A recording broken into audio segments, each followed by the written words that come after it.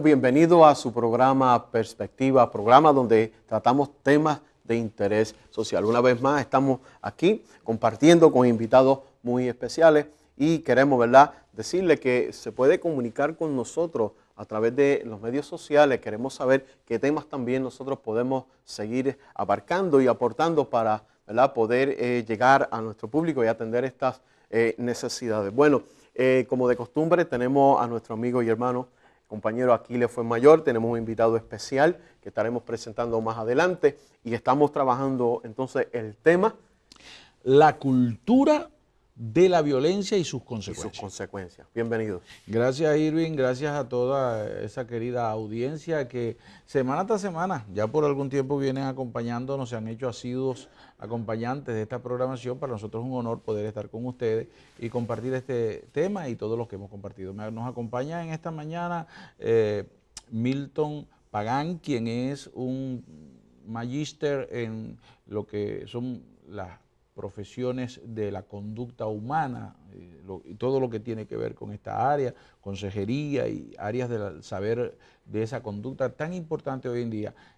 Milton, un placer tenerle aquí, de verdad que nos sentimos honrados con su compañía. Bienvenido. El placer es mío, gracias por la invitación y en lo que podamos aportar en un tema de tanta actualidad, donde toda la violencia que se ve a través de todos los medios de comunicación o en nuestra sociedad. ¿Y cuáles son esas consecuencias? Pues así esperamos aportar y aclarar. Martin Luther King decía que la violencia crea más problemas de los que resuelve. Pero tristemente nosotros hemos convertido a la violencia en una forma de relación. De hecho, se dice que las personas se relacionan de tres maneras y una de ellas precisamente es a través de la violencia. La pregunta es, ¿por qué la violencia se ha convertido en una forma de conducta tan generalizada, incluso tan aceptada, a pesar de que la criticamos, pero la aceptamos y la practicamos tanto? ¿Por qué? Bueno, la conducta de violencia le da poder a las personas, se impone. La gente quiere a veces imponer liderato a través de la violencia y la sociedad como que siempre admira a esa persona. En la jerga pueblerina, puertorriqueña, pues podemos decir que ese hombre es bravo, esa mujer es brava, esa persona tiene liderato porque simplemente o abrió mucho la boca o agredió a un semejante. Hay un profesor que siempre tenía el término definido bien corto: violencia es la frustración y ejerce violencia hacia el prójimo o hacia sí mismo. Cuando estamos frustrados que no podemos conseguir o lograr una meta, esa frustración genera violencia. Estamos hablando entonces de que la violencia viene a ser una forma de expresión humana de la inmadurez, del egoísmo, de la egolatría y de toda esa sinnúmero de situaciones que se dan cuando no hemos crecido lo suficiente. Bueno, Mahatma Gandhi, citándolo a él, decía que la violencia es innata en el hombre. Y entonces ahora trayendo y otro humanista como Skinner decía que el hombre nace bueno, pero que la sociedad lo corrompe, porque hay que conducta aprendida. Pero si nos vamos al texto bíblico, ¿de quién prendió Caín la violencia? Cuando la sociedad que él estaba era limitada a ciertas personas nada más. O sea que de allí podemos determinar dos cosas. Uno, que hay un ambiente que va a establecer, de alguna manera, va a influenciar en nuestro carácter, y nuestro carácter determina nuestra conducta. Es lo primero. Y lo segundo tiene que ver entonces que en la medida que nos alejamos de los valores que nos sirven como guía, entonces nuestra acción más primitiva es la que toma control. Yo soy de los que creo que porque la educación, nuestra sociedad puertorriqueña ha puesto todos sus recursos en la educación. Pero hemos visto que hemos tenido una sociedad más educada, o yo digo, no voy a usar el término educado, una sociedad más escolarizada, que tiene más diplomas, pero menos educada. Porque si comparamos la sociedad puertorriqueña de los años 30 y 40, donde había menos oportunidades educativas y veíamos más respeto, porque yo me crié con mi abuela que duró 104 años y ella me decía que si se encontraba algo en la calle y se lo decía uno a los padres, llevaban a uno donde se lo encontró. Y ahora se aplaude lo que se encuentra, lo que se escoge. Entonces tenemos más títulos universitarios, pero más individualismo. Entonces las personas viven solo para primero yo, segundo yo y tercero yo. Y es como una carrera. Educamos al hombre a que sea dócil con su esposa, pero a la misma vez le decimos, tiene que ser agresivo en el trabajo, tiene que ser. Y entonces tiene como una dicotomía, una disfuncionalidad. Precisamente Pitágoras fue quien dijo esas palabras. Eduquemos al niño y no tendremos que castigar al hombre. Y nos preguntamos entonces si el problema consiste en la falta de conocimiento sobre lo que es la violencia innata y el proceso educativo con el que tenemos que trabajar para que esa condición no se desboque, no se suelte sin riendas y tenga los controles y las válvulas necesarias para hacer un mecanismo más de esa parte natural de sobrevivencia y no un aspecto determinante en las relaciones y en la vida de un ser humano. Yo creo que usted ha tocado un término importante. Creo que estamos educando a una sociedad a sobrevivir. No estamos educando a una sociedad a compartir. Y el hecho de la abundancia o la escasez no determina el compartir sanamente. Porque vuelvo y me reitero, cuando la sociedad puertorriqueña no había tantas oportunidades, la gente compartía más. Envíale este racimito de guineo a aquel, comparte esta comida. Había más compartir, entonces más conciencia social. Inclusive es bíblico. Fíjate que Daniel cuando se presenta ante el Señor dice, Señor, te hemos fallado. Y un hombre que íntegramente estaba bien delante del Señor, pero tenía un concepto social. Cuando tenemos el concepto social de que pertenecemos a una sociedad y somos parte integral de esa sociedad, pues entonces podemos compartir y llevar esos valores, no como nuestra sociedad hoy posmodernista, que lo que siempre recalca es el individualismo y que no hay verdad absoluta. Ahora, me pregunto yo, una de las cosas que he podido percibir es que cada día a nivel de los centros educativos, los centros de escolarización del ser humano, de esa academización en la que hemos caído, que todo tiene que ser visto como académico porque es lo único que realmente vale, me pregunto yo, ¿será que la violencia puede ser clasificada? ¿Hay diferencia entre una violencia y otra? ¿O la violencia es una y las formas de aplicarla varían según el área donde ésta se ejerza? Buena pregunta, porque fíjese, cuando uno va a la historia, a los romanos se le inculcaba a que sean violentos, porque tenían que conquistar el imperio. Y bajo la intimidación, pues se conquistaban terrenos. Y para los romanos, todo aquel que no era romano era un bárbaro. Y entonces esos bárbaros había que educarlos. Y entonces la palabra viene del latín, violentus. Entonces, ¿sabe qué? Lo que quiere decir es ejercer o violentar. Violentarse o ejercer violencia. Y cuando uno ejerce violencia, ¿a quién lo ejerce? Hacia grupos. Hay un sociólogo noruego, Jonathan Goldman, que él la clasifica en un triángulo. La violencia cultural, que se da a través de las ciencias, las artes y la religión. Y dando ejemplo, la Santa Inquisición, que de santa no tenía nada. Las artes, como vemos a Goya en el cuadro de 1795-96, una dama bien vestida, un caballero bien vestido, él con una vara, a palo hasta la muerte. Y era las artes. Está la otra violencia que habla Goldman, que tiene que ver con la estructural, es cuando los sistemas se estructuran para ejercer violencia. Y la otra es la directa, la que cualquier persona puede ejercer sobre su semejante, sobre otra persona, sea psicológica, física o sexual. La Real Sociedad para Control de la Violencia en Canadá, en el año 1976 estableció un concepto de violencia en el cual afirmaba que toda acción que ejercía dolor o miedo sobre las personas o los grupos debía ser considerado como violencia.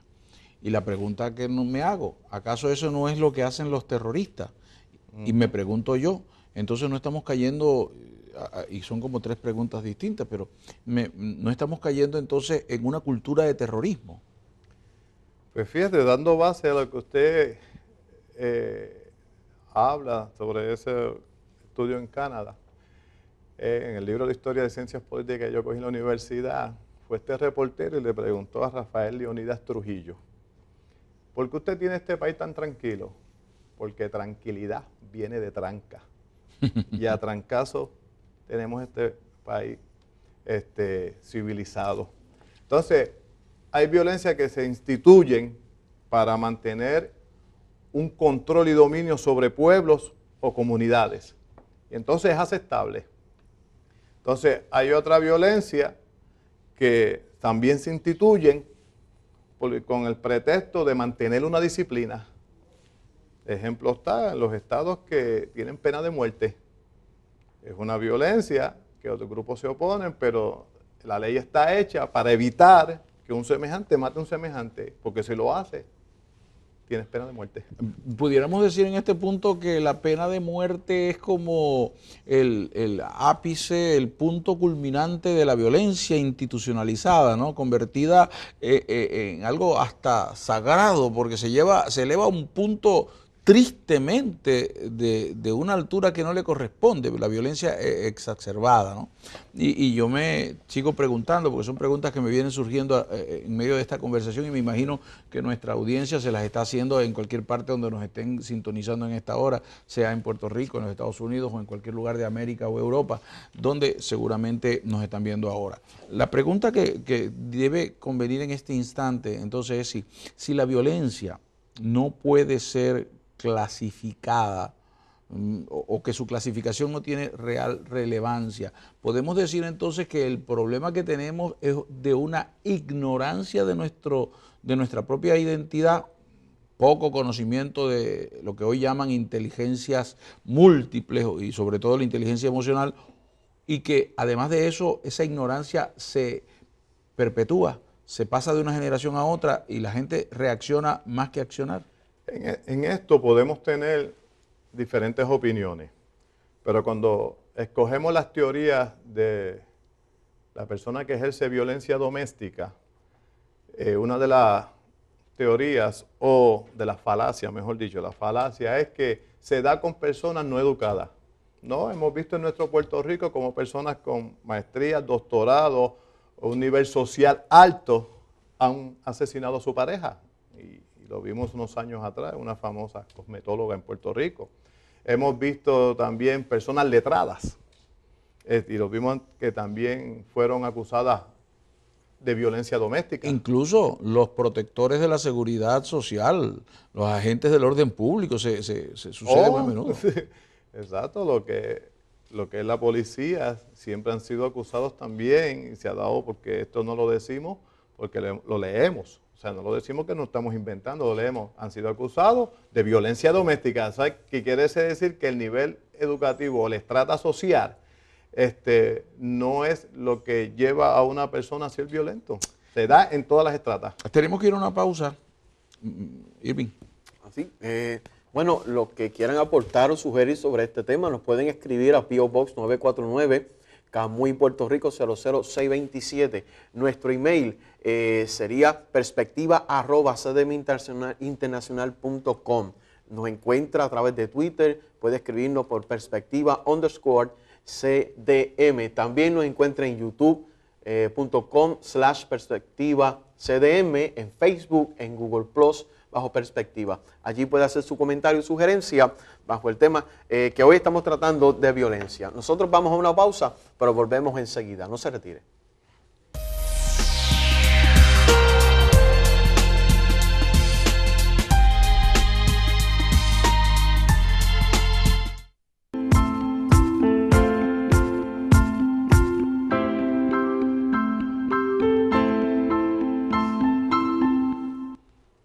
Bueno, aquí de nuevo en su programa Perspectiva, hablando de la violencia, tenemos nuestro invitado especial, el hermano Milton Pagán, y queremos seguir tocando el tema porque sabemos que es de interés. ¿Qué podemos seguir hablando de lo que es la violencia que, oye, llega a todo lugar? Y hablamos antes de irnos a la pausa que puede tocar hasta las puertas de nuestros hogares.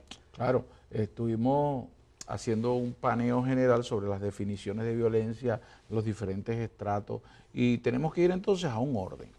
un orden que nos permita entender el proceso de la violencia, porque si comienza en la condición innata del ser humano, en su estado más primitivo, es decir, sus estados emocionales no controlados, pero una vez que el proceso educativo, el proceso formativo se va dando, el individuo debe ir a aprender a tener autocontrol. Dominio propio lo llamaría la escritura, es la forma de entonces aprender a tomar control de ese hombre primitivo que está en nosotros. Aquí Milton Pagán tiene una maestría en lo que son estudios de la conducta humana y lo hemos invitado para compartir con nosotros sobre esta experiencia.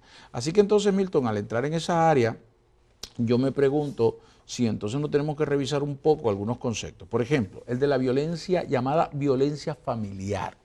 Particularmente yo tengo un problema no con la frase puede ser vista porque es uno de los medios o de los ámbitos donde se ejerce violencia. La violencia se puede ejercer en cualquier lugar. La violencia del que tiene más poder sobre el que tiene menos, el más fuerte sobre el más débil, se va a ejercer en cualquier ámbito.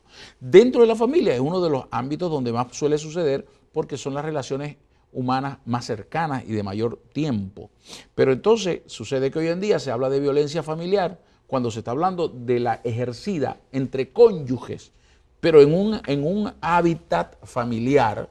En una familia no solamente viven esposos, también viven padres con hijos, también viven abuelos con nietos, también viven tíos con sobrinos. Entonces me pregunto yo, comenzando por allí, ¿debemos hablar de violencia? Nosotros como profesionales de la conducta, ¿debemos hablar de violencia familiar solamente refiriéndonos a la situación entre un hombre y una mujer que conviven en una relación conyugal? Lo que pasa es que la premisa se da a través de la ley del 15 de agosto del 89 o la ley 54. Eso estamos hablando para el ámbito de Puerto Rico específicamente. Exacto, el ámbito porque para otros países puede ser otras leyes o puede ser que no haya ninguna. Para el ámbito de Puerto Rico existe esa ley, una ley llamada aquí conocida muy comúnmente como la ley 54. Entonces esa ley lo que establece que la violencia doméstica es en personas que cohabitan o que son casados. Pero bien dice usted, entonces ahí parte de esa ley y cuando hablamos de violencia doméstica la definimos en un solo punto de vista.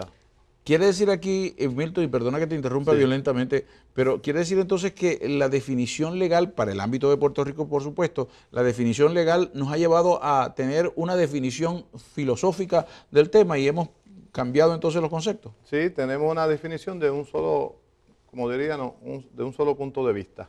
Y el abanico no está ampliado, porque como bien dice usted, la violencia doméstica puede ser ejercida de padre hacia hijo, hijo hacia padres, hacia abuelos, de nietos, de sobrinos, todos los que vivan bajo ese techo. Es como yo la defino. Hace unos años atrás yo trabajo llegando a los hogares y esta dama de un pueblo cercano aquí de Dorado me dio una preocupación de su hijo. A las 2 semanas el hijo la asesinó. Y entonces eso no es violencia doméstica en la definición que se da legal, porque siempre quiere ser más que sea de pareja, que cohabiten, aunque sean casados. Y ahora con la nueva definición que puede ser de hombre a hombre que son pareja o de mujer a mujer que son pareja, ¿verdad? En la cuestión de definición de género. Pero la violencia doméstica yo siempre la he entendido todo aquel que viva bajo un mismo techo.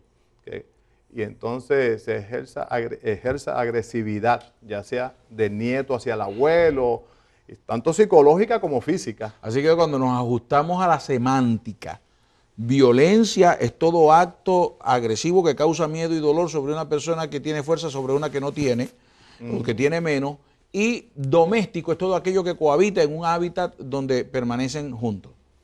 Y si fuera como una sociedad indígena o de tribu, pues lo doméstico para esa sociedad indígena o de tribu es ese batey, esa aldea, esa comunidad donde hay un cacique, un liderato y se puede ejercer violencia en esa comunidad.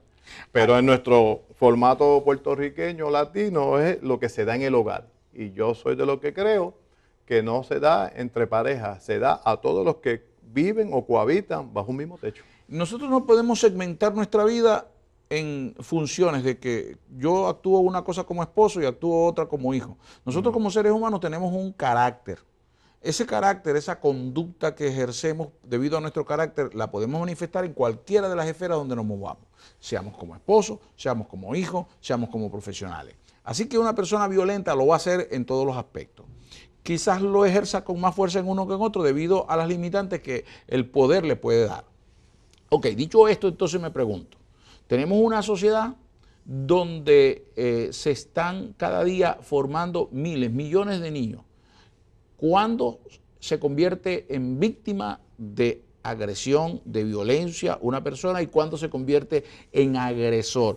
O ¿dónde está ese cambio entre víctima y victimario si es que a veces cumplimos uno de los dos roles o cumplimos los dos roles en muchas ocasiones?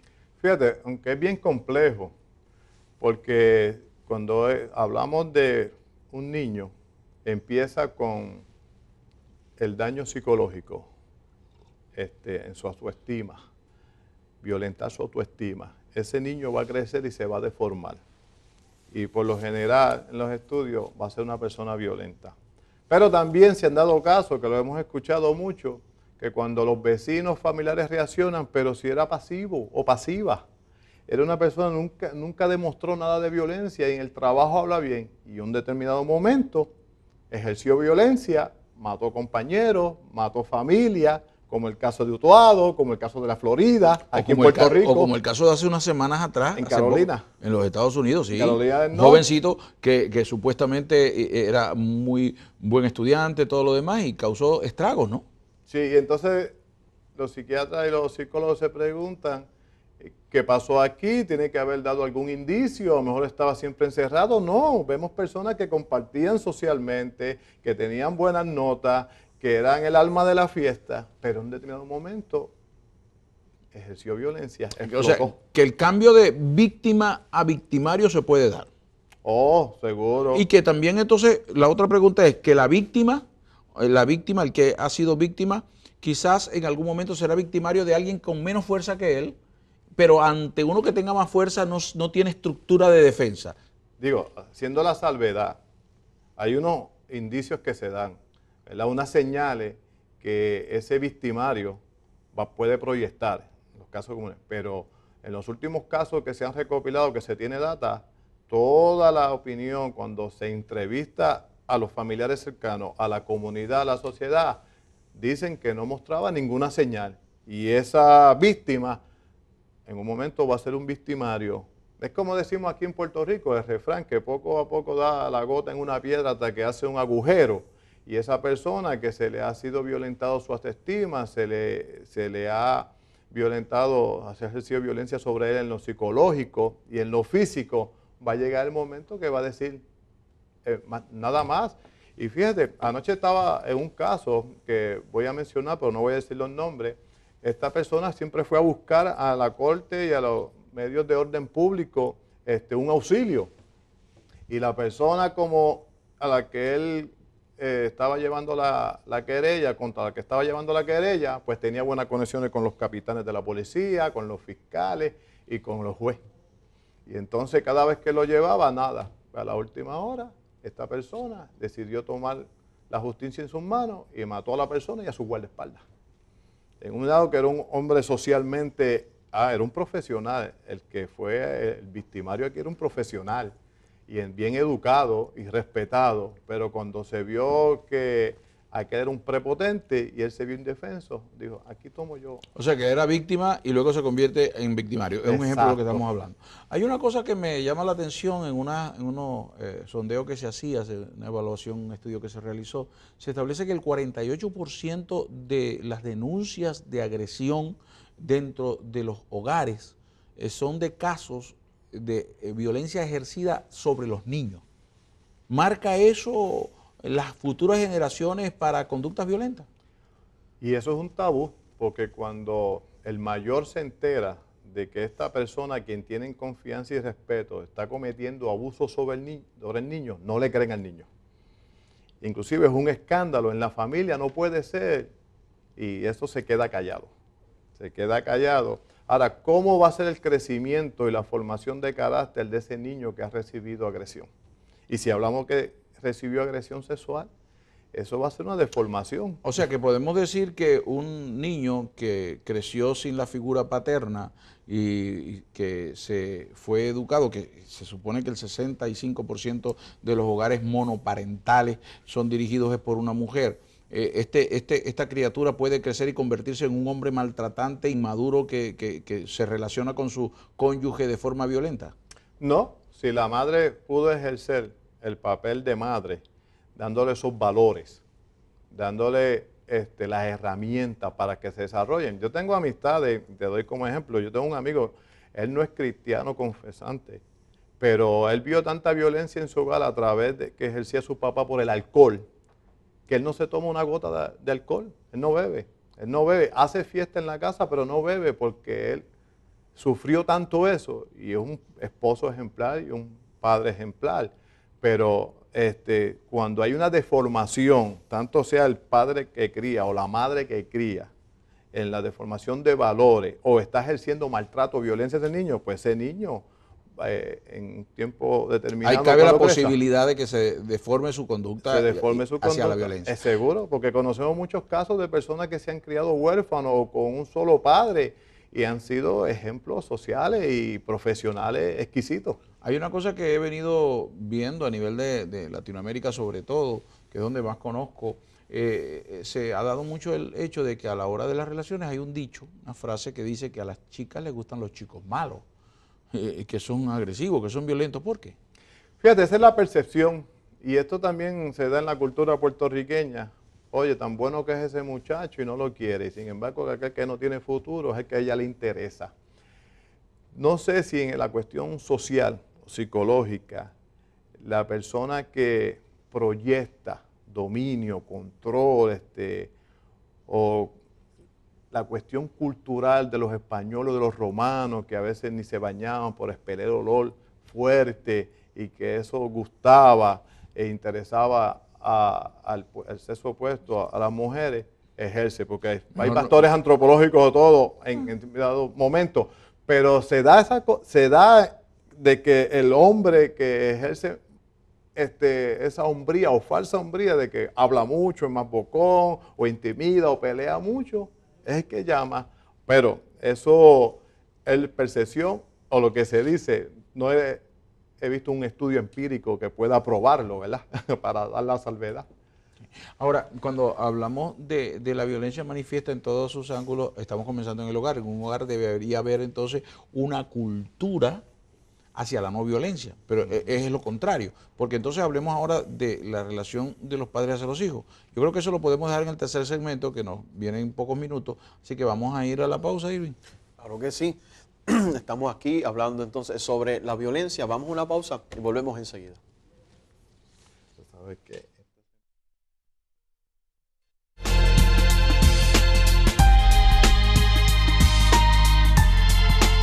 Bueno, aquí de nuevo en su programa Perspectiva, hablando de lo que es la violencia y hemos tocado algún punto de lo que es, ¿verdad?, el amplio tema de la violencia. En este caso, en esta ocasión pudieron ver algunos videos, pero retomando aquí con nuestro invitado Milton Pagán y otra vez el tema entonces de lo que es la violencia general. Sí, la cultura de la violencia y sus consecuencias, con ese tema comenzamos porque tenemos que dejar definido que la violencia no tiene nombre. Los apellidos que le hemos agregado son solamente quizás por asuntos legales o por circunstancias muy fortuitas, pero realmente la violencia es violencia en cualquier estrato donde se presente. Milton Pagán tiene una maestría en lo que es la conducta, las responsabilidades de la conducta humana. Él tiene una oficina de consejería y sin duda alguna nos ha ayudado mucho en toda esta conversación. Como veíamos, Milton, en los videos que acabamos de presentar, hay un ángulo, ¿verdad? En el caso de Puerto Rico está el Departamento de la Familia, la entidad gubernamental que visualiza lo que son estas acciones de violencia dentro del hogar, pero ya habíamos mencionado que no se da desde el ángulo más integral y más amplio posible, sino que se segmenta en expresiones muy particulares. Eso lo entendemos porque es un asunto legal. Pero volviendo a nuestro inicio, tenemos que hablar entonces que la violencia es la conducta agresiva ejercida por el que tiene poder sobre el que tiene menos poder. ¿Estamos de acuerdo con eso?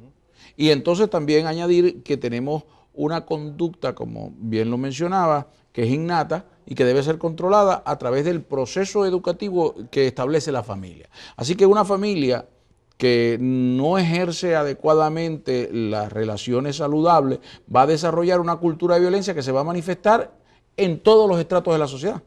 ¿Pudiéramos decir eso? Pastor, seguro. La justificación que da la familia hoy en día, y cuando digo los componentes, padre o madre, un núcleo familiar, o puede ser el abuelo que están criando hoy en día, es que a veces pues el trabajo, que ambos padres trabajan y buscan la justificación. Yo creo que debe haber calidad de tiempo, porque podemos tener todo el tiempo del mundo y si no tenemos los recursos, las herramientas adecuadas para infundirle los valores y control a nuestros hijos, ¿de qué te vale tener tanto tiempo? Ahora, si tenemos calidad de tiempo, que pueden ser 10, 15 o 20 minutos, pero les enseñamos el respeto hacia el prójimo, pues estamos dando el primer paso de avance porque la educación empieza en el hogar. Pero yo creo que calidad y cantidad deben ir de la mano. Porque a veces queremos disculpar nuestra ausencia como doctores o educadores porque damos calidad, pero la calidad y la cantidad tienen que ir adecuadas y tienen que ser proporcionales. Porque si yo le doy a mi hijo calidad 5 minutos al año, eso no causa ningún efecto. Oh, no, exacto. Tiene que haber una calidad y también tiene que haber el tiempo, que se saque el tiempo. Yo siempre me acuerdo de un pastor que decía, yo los sábados desconecto el teléfono porque es para mi familia, quiero estar con mis hijos y mi esposa. Y a veces es que hacemos tantos y tantos compromisos y queremos estar en diferentes sitios a la vez, entendemos que tenemos el don de omnipresencia y descuidamos la primera institución que Dios estableció, que es la familia. Y una de las cosas que tenemos que destacar aquí es el hecho mismo de que es nuestra falta de una salud en cuanto a la estima. Entonces siempre estamos buscando ser valorados por nuestras acciones, por nuestra hiperactividad y pensamos que hiperactividad es lo mismo que productividad. Hay un aspecto entonces en esto, cuando vemos la violencia ejercida en las calles, cuando vemos la violencia ejercida entre los países, cuando vemos violencia ejercida entre los dirigentes políticos, estamos hablando de la falta de una cultura de paz y más bien el aupar, el estimular la cultura de violencia. ¿Qué puedo hacer para enfrentar esa cultura de violencia y cómo puedo empezar a trabajar ya, hoy mismo, quienes nos están viendo? El problema es que nuestras sociedades latinas somos reaccionarias. Cuando el problema surge, pues ahí queremos abordarlo, queremos trabajarlo. Y no establecemos unos currículum en las escuelas que hable de prevención, de que pueda haber prevención, donde se le dote a ese estudiante de las herramientas y cómo canalizar cuando estamos enojados, porque no todo el que se enoja es violento.